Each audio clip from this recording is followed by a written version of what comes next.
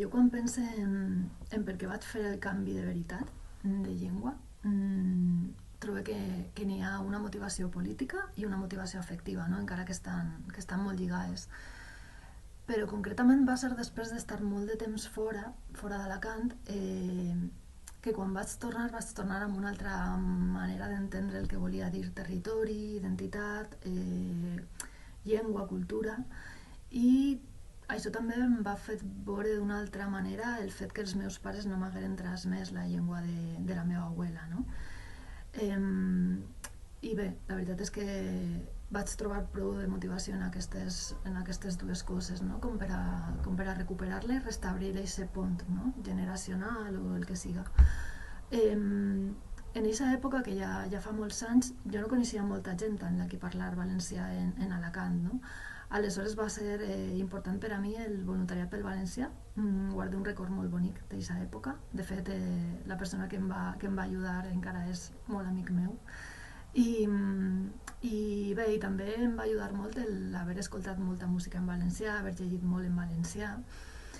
I bé, el meu treball també està molt lligat al món rural, no? On es parla valencià, aleshores això jo crec que també va ajudar.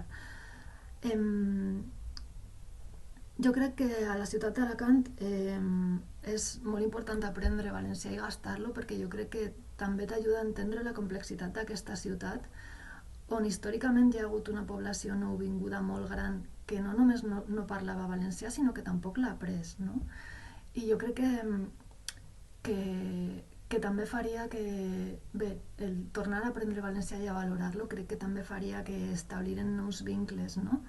Amb els pobles, amb les comarques d'interior, que jo crec que això és molt important.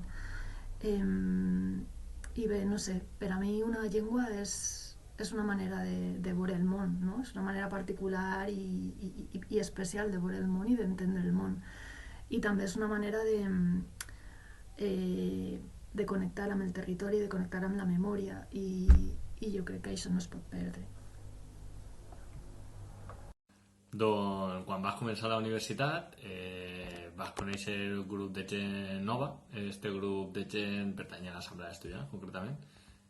Tothom parlaven en valencià i jo pues, vaig canviar la llengua i vaig començar a parlar en valencià en ells. I bueno, és curiós perquè després de molt de temps, no, mon germà pues, venia amb nosaltres i va conèixer també aquest grup de gent, i casualitat de la vida i se tenia que preparar per la certificació, per habilitar-le per semestre, i ara pues, per entrenar entre nosaltres parlaven en valencià, i ara pues, ens hem quedat també parlant en valencià entre nosaltres.